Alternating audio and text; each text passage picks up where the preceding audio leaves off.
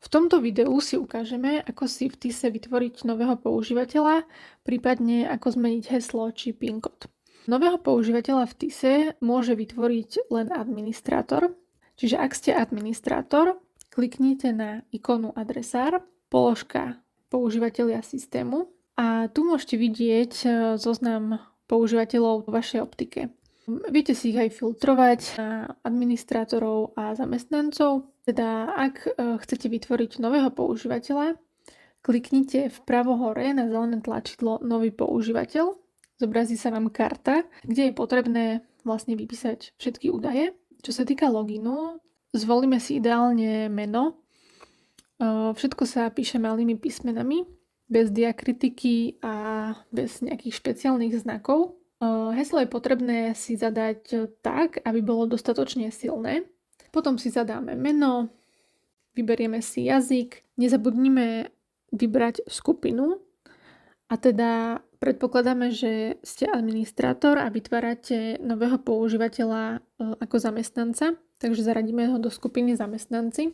Čo sa týka pobočky, tak je potrebné si takisto vybrať danú pobočku, v ktorej zamestnanec pracuje.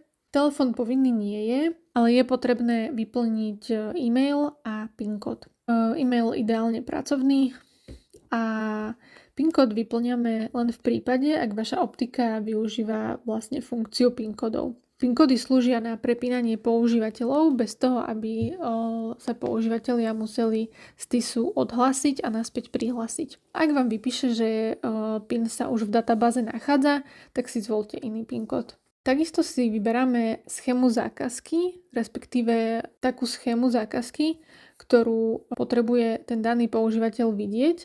Tak, nezabudnite si samozrejme všetko uložiť. Takže nový používateľ sa nám vytvoril a zobrazuje sa v aktuálnom zozname. V prípade, že potrebujeme daného používateľa upraviť, tak vľavo v jeho riadku klikneme na modrú šípočku a na možnosť upraviť.